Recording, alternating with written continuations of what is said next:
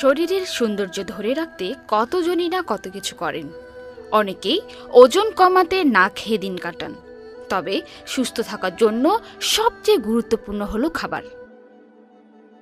প্রতিদিনই সবাই ব্যস্ত সময় পার করেন, এই কারণে হাতের কাছে যে যা পান তাই খান, ফলে গ্যাস্ট্রিক, হজম না হওয়ার মতো সমস্যা দেখা যায়।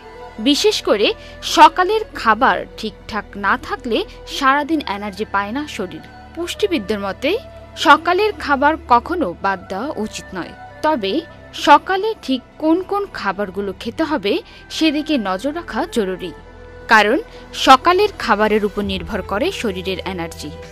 চলুন জেনে নেওয়া যাক সকালে খালি পেটে কোন কোন খাবার খাওয়া উচিত।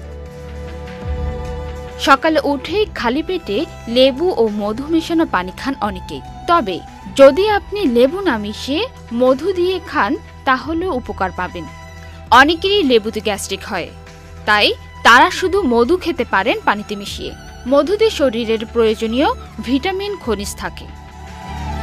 পুষ্টিবিদরা বলেন সকালে খালি পেটে কয়েকটি ভেজানো কাঠবাদাম খেলে সারাদিন শরীরে যথেষ্ট এনার্জি থাকে।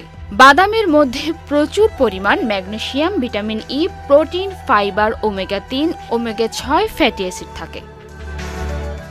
শরীরের শক্তি বাড়ানোর জন্য সকালে খেজুর খেতে পারেন। এছাড়াও ভিটামিন এবং ফাইবারের জন্য আপনার সকালে খালি পেটে কলা, আপেল এবং পেঁপের মতো ফল খাওয়া উচিত। তবে অনেকেরই ভুল ধারণা আছে খালি পেটে ফল খেতে হয় না। এ নিয়ে পুষ্টিবিদরা বলছেন দীর্ঘক্ষণ না খেয়ে থাকার পর খালি পেটে ফল খাওয়া ভালো। ডিমের পুষ্টিগুণ অনেক, আর তাই সকালের নাস্তায় অবশ্যই রাখুন ডিম সিদ্ধ কিংবা অমলেট। এর ফলে সারাদিন খুব বেশি ক্ষুধাও লাগবে না। ব্রেকফাস্টে ওটস অনেকেই খান, কেউ দুধ দিয়ে, কেউ আবার টক দই দিয়ে। তবে যদি পরিজ বানিয়ে নিতে পারেন তাহলে তা শরীরের জন্য আরো ভালো। পান্না আক্তার, চ্যানেল আই অনলাইন।